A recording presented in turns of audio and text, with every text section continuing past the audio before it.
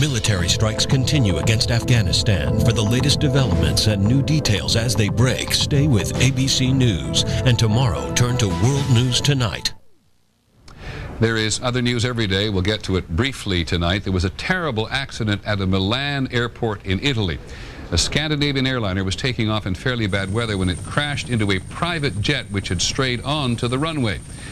The SAS jet then swerved into a building and caught fire. 118 people died. Italian officials suggest that fog and human error were the cause, and the ground radar system at the airport was not working. The Russian submarine Kursk has been raised from the bottom of the Barents Sea. It sank 14 months ago after an onboard explosion. All 118 sailors on board died. Raising the Kursk was largely the work of Dutch engineers who used giant steel cables to pull the submarine from 365 feet below the surface. The remains of many sailors are still in her. Some had been removed earlier by divers. Nothing this big has ever been lifted from the bottom of the sea before.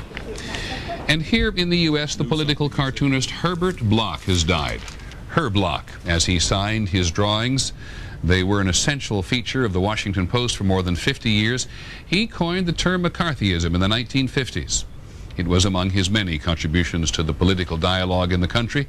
He started working just before the Great Depression, and he never retired. Herb Bloch was 91.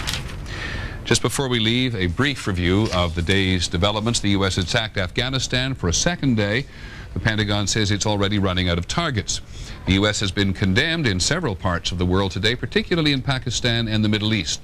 Across the country, there's a much higher state of alert because of potential terrorism.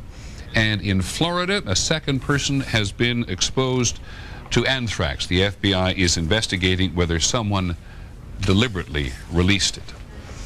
We'll deal with that in greater depth tomorrow. That is our report on World News Tonight. I'm Peter Jennings. We hope you have a good evening. Good night.